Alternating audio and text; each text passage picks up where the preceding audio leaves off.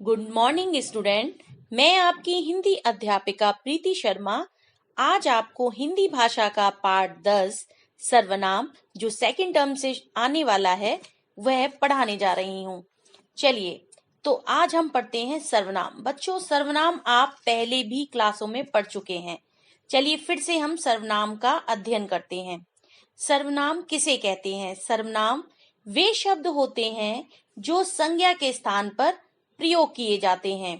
कुछ सर्वनाम शब्द इस प्रकार हैं: मैं, तू, तुम, आप, यह, वह, ये, वे, हम, कोई, कुछ, कौन, क्या, जो। सर्वनाम के प्रकार। बच्चों, सर्वनाम 6 प्रकार के होते हैं। नंबर 1 पुरुषवाचक सर्वनाम, नंबर 2 निश्चयवाचक सर्वनाम, नंबर 3 अनिश्चयवाचक सर्वनाम, नंबर 4 प्रश्नवाचक सर्वनाम, नंबर 5 संबंधवाचक सर्वनाम और नंबर 6 निजवाचक सर्वनाम। बच्चों, अब इन प्रकारों को हम विस्तार से पढ़ेंगे। तो सबसे पहले आता है पुरुषवाचक सर्वनाम। बातचीत करते समय बात करने वाला वक्ता होता है तथा बात सुनने वाला श्रोता होता है। कभी कभी किसी वाक्य अन्य व्यक्ति के संबंध में भी बोला जाता है। इन तीनों वाक्यों में प्रयुक्त होने वाले सर्वनाम शब्द पुरुषवाचक सर्वनाम कहे जाते हैं। ये 3 प्रकार के होते हैं। पहला उत्तम पुरुष, दूसरा मध्यम पुरुष और नंबर 3 पर आता है अन्य पुरुष। तो उत्तम पुरुष किसे कहते हैं? बोलने या लिखने वाला जिन सर्वनाम शब्दों का प्रयोग स्वयं के लिए करता है वे उत्तम पुरुषवाचक सर्वनाम कहलाते हैं। जैसे मैं, मैंने, मुझे, हम, हमारा, मेरा, हमें, हमने आदि। अब उदाहरण वाक्य देखिए। मुझे मिठाई पसंद है। हम देश के रक्षक बनेंगे। दूसरे नंबर पर आता है मध्यम पुरुष। जिन सर्वनाम शब्दों का प्रयोग सुनने वाला या पढ़ने वाला करता है उसे मध्यम पुरुषवाचक सर्वनाम कहते हैं। जैसे तू, तुम, आप, तुम्हारा, आपका, तुझसे, तुम्हें, तुमने, आपसे आदि। उदाहरण वाक्य है: आप आज्ञा दीजिए। तुम क्या कर रहे हो? इसी प्रकार अन्य पुरुष तीसरे नंबर पर आता है। इसे कहते हैं ऐसे सर्वनाम शब्द जिन्हें बोलने वाला अथवा सुनने वाला किसी अन्य व्यक्ति के लिए प्रयोग में लाता है, उन्हें अन्य पुरुषवाचक सर्वनाम कहते हैं। जैसे वह, वे, उसे, उन्हें, उसका, उनका, उनसे, उनके आदि। उदाहरण वाक्य है: वे कब आएंगे? यह सुंदर घर उसका है। अब हम दूसरा पढ़ते हैं। दूसरा है सर्वनाम निश्चयवाचक सर्वनाम। जो सर्वनाम शब्द किसी पास या दूर की वस्तु का निश्चित बोध कराए। निश्चित यानी निश्चयवाचक सर्वनाम, उसे हम निश्चयवाचक सर्वनाम कहते हैं। जैसे यह, वह, ये, वे, उन्होंने आदि। उदाहरण वाक्य है: यह मेरी पुस्तक है। वे कहाँ जा रही हैं? यहाँ यह और वे निश्चयवाचक सर्वनाम हैं। इस सर्वनाम को संकेतवाचक सर्वनाम भी कहते हैं। निश्चयवाचक सर्वनाम का दूसरा नाम संकेतवाचक सर्वनाम भी है। नंबर 3 पर आता है अनिश्चयवाचक सर्वनाम।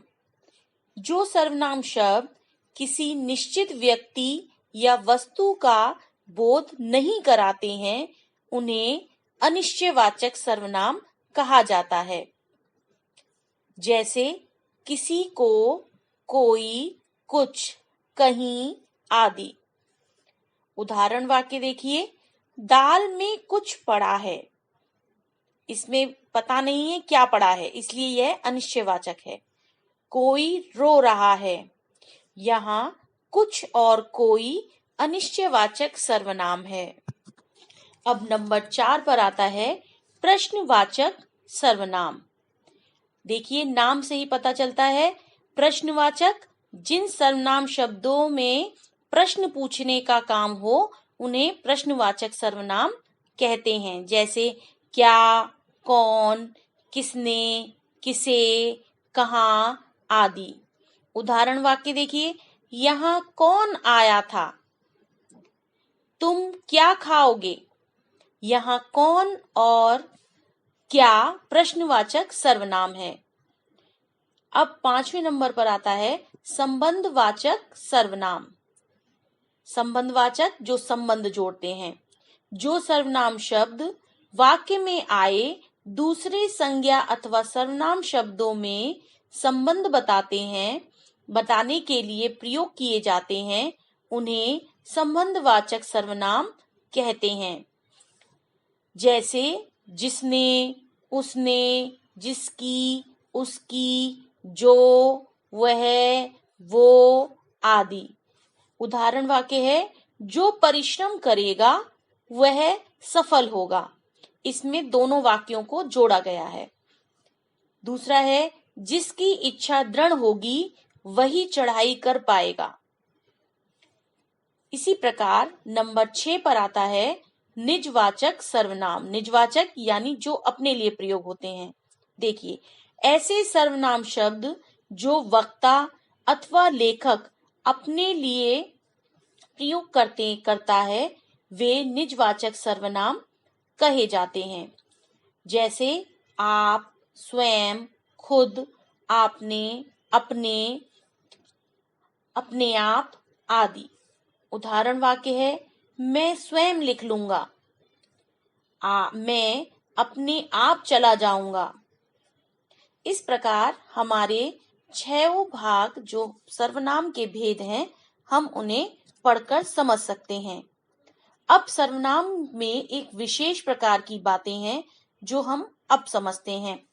पहला है, लिंग परिवर्तन के कारण सर्वनाम पदों में कोई परिवर्तन नहीं होता है। बच्चों, लिंग परिवर्तन यानी स्त्रीलिंग और पुल्लिंग। जब भी हम कोई वाक्य बनाते हैं तो स्त्रीलिंग और पुल्लिंग का कोई परिवर्तन हमारे सर्वनाम शब्दों में नहीं होता है। इसका उदाहरण देखिए, वह गा रहा है, यह पुल्लिंग वाक्य है। दूसरा है, वह गा रही है, यह स्त्रीलिंग वाक्य है। तो हम इसमें वह दोनों में प्रयोग हुआ है, इसलिए इसमें लिंग परिवर्तन नहीं हुआ है। दूसरा है, यह और वह पुरुषवाचक सर्वनाम और निश्चयवाचक सर्वनाम दोनों में ही प्रयोग किए जाते हैं। अंतर हमें इस प्रकार समझते हैं।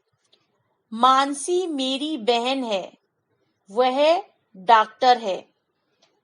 अब ये मानसी की बहन जो है वह अन्य पुरुषवाचक सर्वनाम है। दूसरा है, इसलिए यह पुरुषवाचक सर्वनाम में आती है। दूसरे नंबर पर, यह मेरा खिलौना है, वह तुम्हारा है। इसमें निश्चयवाचक सर्वनाम है क्योंकि इसमें अपने खिलौने के बारे में बात कही गई है। तो बच्चों, इस प्रकार हम अपने सर्वनाम के पाठ को समझ सकते हैं। आगे का अभ्यास कार्य आपको PDF द्वारा दिया गया है। तो हमारा पाठ यहीं समाप्त होता है। धन्यवाद।